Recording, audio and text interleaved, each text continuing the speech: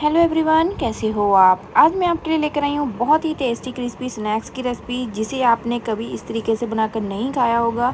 ये सिर्फ हमारी 2 से 3 चीज़ों के साथ ही बनकर तैयार हो जाते हैं।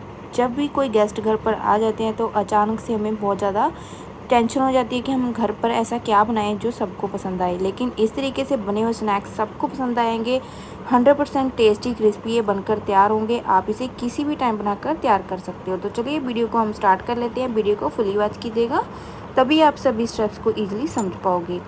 इसको बनाने के लिए यहाँ पर मैंने लिए हैं 3 उबले हुए आलू। आप कच्चे आलू का भी इस्तेमाल कर सकते हो, लेकिन मैंने यहाँ पर उबले हुए आलू ले लिए थे। आलू को यहाँ पर मैंने अच्छी तरीके से मैश कर लिया था। हाथों की मदद से आप कर लीजिएगा। अगर आपको बिल्कुल मैश करने होंगे तो आप मैशर के साथ भी कर सकते हो। उसके बाद यहाँ पर मैंने लिए थे 2 प्याज, जिनको मैंने इस तरीके से लंबाई में कट कर लिया था।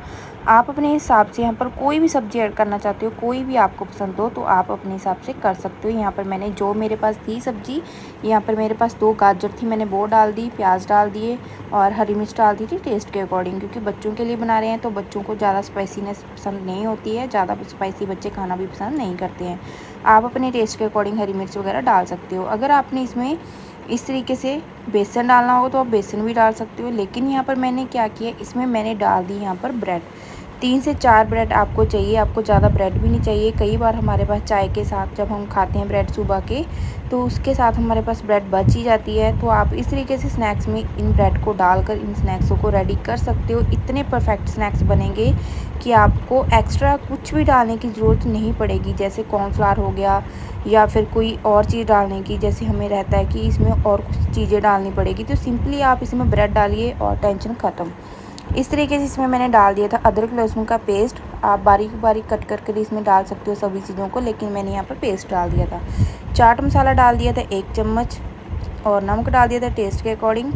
उसके बाद यहाँ पर मैंने डाल दिया था इसमें गरम मसाला, थोड़ा सा भुना हुआ जीरे का पाउडर जो रहता है। इसमें हमने थोड़े से बेसिक मसाले हमारे घर के ऐड किए हुए थे, वो डाल दिया था। थोड़ी सी लाल मिर्च पाउडर, थोड़ा सा यहाँ पर मैंने चिली फ्लेक्स के दाने इसमें डाल दिए थे। उसके बाद इसमें बारी आती है 3 चम्मच छोटे वाले बेसन। बेसन आप डाल सकते हो अगर आपको डालना होगा। अगर आपको ज़्यादा टेस्टी चाहिए ये स्नैक्स तो आप डाल लीजिएगा।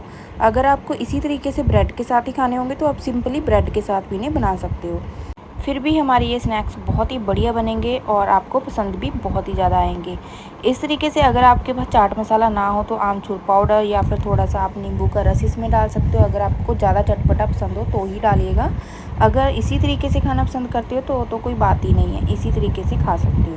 तो चलिए यहाँ पर सभी चीज़ों को मैंने मिक्स कर लिया था। थोड़ा सा मुझे ये टाइट लग रहा था, इसीलिए मैंने इसमें छोटे वाले 2 चम्मच पानी के ऐड कर लिए थे और इस तरीके से सभी चीज़ों के साथ मिक्स कर लिया था। अगर आपको ज़रूरत हो तो ही आप पानी डालिएगा, वरना आप पानी का इस्तेमाल बिल्कुल भी मत कीजिएगा, क्योंकि हमने ब्रेड को गीला करके ही इसमें डाला था।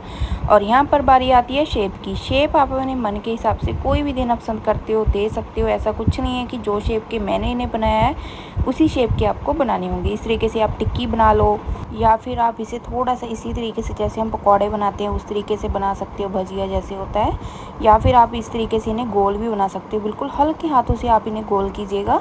उसके बाद ये अंदर तक क्रिस्पी बनेंगे। कम आंच पर इन्हें पकाइएगा और ये क्रिस्पी अंदर तक ही बनेंगे। तो चलिए यहाँ पर मैं आपको शेप देकर दिखा देती हूँ कि मैंने इन्हें किस तरीके से तैयार किया था। मैंने थोड़ा सा पोर्शन लिया जो हमारा मिक्सचर था, इसमें से मैंने उठाया, उसे मैंने इस तरीके से थोड़ा सा दबाते हुए हाथों की मदद से इस तरीके से टिक्की की शेप में इन्हें बनाकर तैयार कर लिया था। ना ही ज़्यादा हमें इसे पतला करेंगे, ना ही ज़्यादा मोटा रखेंगे। बिल्कुल सिंपल सा हमने इसे इस तरीके से बनाकर तैयार कर लिया था। ये बहुत ही टेस्टी लगे थे। अगर आपको ये वाली शेप पसंद हो तो आप इसे भी बना सकते हो। बनाने में भी बिल्कुल आसान है और खाने में तो ये सुपर टेस्टी बनेंगे ही बनेंगे। तो चलिए यहाँ पर जितने एक बार में पीस आएंगे हम उसी तरीके से कढ़ाई में डालते जाएंगे। और इन स्नैक्स को मैंने यहाँ पर बनाया था सरसों के तेल में, जो एकदम बॉईल कर रखा हुआ था। मेरा तो एकदम अच्छे तरीके से गर्म था ये तेल। उसके बाद मैंने गैस की फ्लेम को थोड़ा सा लो टू मीडियम आंच पर कर दिया था। अगर आप इसे रिफाइंड में या फिर गगन घी में, जो भी आपका पसंदीदा घी या फिर तेल हो, आप उसमें इन्हें फ्राई कर सकते हो। सभी में ये अच्छे लगते हैं, ऐसा कुछ नहीं है कि टेस्ट में फ़र्क आ जाएगा। एकदम अच्छे लगते हैं, कोई भी टेंशन नहीं होगी आपको। तो चलिए यहाँ पर जब ये अच्छे तरीके से क्रिस्पी होना शुरू हो जाएंगे, नीचे से गोल्डन होना, तो उसके बाद हम इन्हें इस तरीके से पलटते जाएंगे। अच्छे तरीके से हम इन्हें पकाएंगे अंदर तक, तभी ये क्रिस्पी बनेंगे जब इनको पकाने का तरीका आपको आता होगा।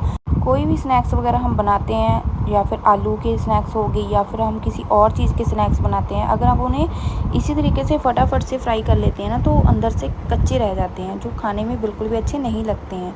कई बार आपने बनाए होंगे तो आप सभी लोगों की एक शिकायत रहती है कि हमारे स्नैक्स तो परफेक्ट नहीं बने हैं। तो यही मेन पॉइंट होते हैं जो स्नैक्स को एकदम परफेक्ट बनाते हैं। अगर आप इन्हें समझ लेते हो, बहुत ही आसानी से आप स्नैक्स वगैरह कोई भी चीज़ हो, उसे अगर आप अच्छे तरीके से समझते हो तभी आपको आती है। अगर आप एक बार में उसे फटाफट से सुन लेते हो, उसके बाद फटाफट से बनाने लगती हो, तो फिर हम सबसे एक ना एक गलती तो हो ही जाती है, जो हमारे स्नैक्स हो या फिर कोई और चीज़ हो जिसको बिल्कुल बेकार कर देती है। तो आप अच्छे तरीके से पहले समझिए जो हम कहना चाहते हैं, उसके बाद ही आप किसी भी रेसिपी को या फिर किसी चीज़ को अपने घर पर बनाकर ट्राई कीजिए।